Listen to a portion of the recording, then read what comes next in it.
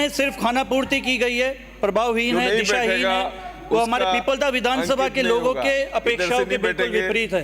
तो अंकित नहीं होगा, इधर से बैठेंगे। हाँ। माननीय, मैं जब बजट पढ़ रहा था तो मैंने सिक्योरिटी पुलिस फोर्स के बारे में पढ़ा, anti gangster force, 500 Kalika patrolling unit, इन सब के बारे में पढ़ा।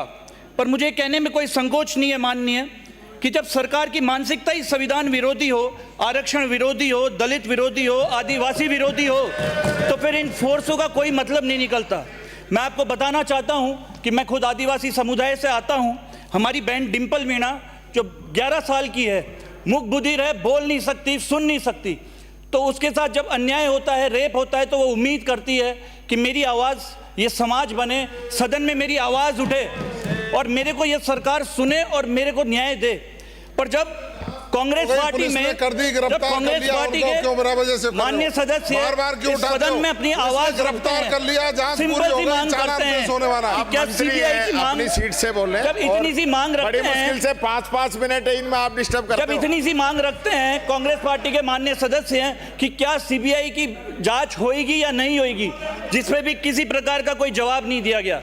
जब हमारे कांग्रेस पार्टी के माननीय सदस्य द्वारा ये सदन में चर्चा का विषय रखा गया कि हमारे आदिवासी क्षेत्र में बच्चों को बेचने की खबर चल रही है, 6-6 हज़ार रुपए में 6-6 महीने के बच्चे बेचे जा रहे हैं, तो उस पर हमारे को सरकार द्वारा जवाब मिलता है कि अब माँ बाप ही अपने बच्चों को बेचने लग जाए तो इसका हम क्या कर सकते हैं। ये बड़ी ही शर्म की बात है मान्य, जबकि ऐसा कर्म करने पर मजबूर हुए परिवारों की आर्थिक एवं सामाजिक स्थिति की जानकारी लेकर, लक्षित कर, योजनाएं बनाकर उन्हें मुख्य धारा से जोड़ने का कार्य करना चाहिए था।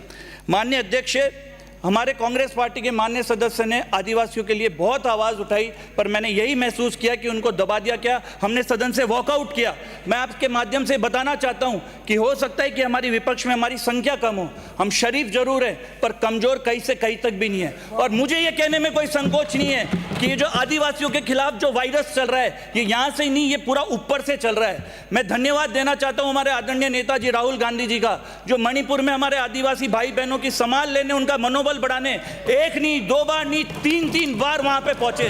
और आज मोदी जी कहते हैं कि हालात बहुत सामान्य हैं, मणिपुर में हालात बहुत सामान्य हैं, जबकि मैं आपके माध्यम से बता देना चाहता हूं कि ना तो हालात मणिपुर में सामान्य हैं, ना हालात इस प्रदेश राजस्थान में सामान्य हैं।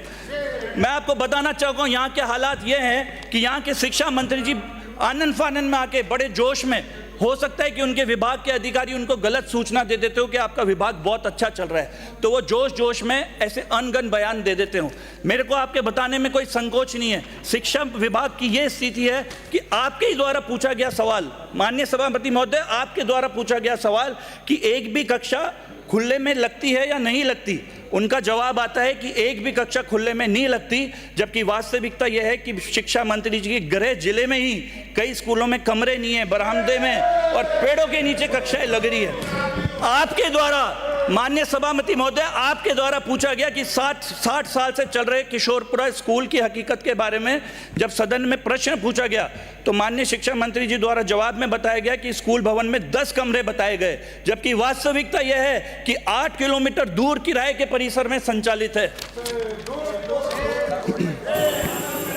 सभापति महोदय, मैं आपको बताना चाहता हूं कि माध्यमिक शिक्षा में 3.5 लाख में से 1.24 लाख पद खाली है। शिक्षा विभाग की भर्ती के लिए अलग से कोई घोषणा नहीं करी गई। मेरी खुद की विधानसभा सुल्तानपुर ब्लॉक में शिक्षकों के 1309 में से 203 पद ही भरे हुए हैं, जिसमें से 17 स्कूलों में तो प्रिंसिपल तक नहीं है। 4 लाख नौकरियों की घोषणा तो कर दी, लेकिन ये वर्गीकरण नहीं किया कि किस में नौकरी देंगे, संविदा पर लगाएंगे, नरेगा में लगाएंगे, कुछ नहीं बताया। ये 4 लाख नौकरियां सिर्फ और सिर्फ मोदी जी की घोषणा जैसी साबित होगी, जैसे 2 करोड़ सालाना उन्होंने बताई थी और बाद में फिर पकौड़ा तलने को भी उन्होंने रोजगार बता दिया। यही हालत आपकी 4 लाख नौकरियों की होगी। और तो और प्रदेश के युवाओं को ये भरोसा हो चुका है कि ये दिल्ली से बनकर बजट आया है, तो 100% ये मोदी जी हमें जुमले पर जुमले देकर भरमाने लगे हैं। ये मोदी जी हमें जुमले पर जुमले देकर भरमाने लगे हैं। रंग इतना बदलते हैं ये कि अब तो गिरगिट भी शर्माने लगे हैं, गिरगिट भी शर्माने लगे हैं। सभापति महोदय।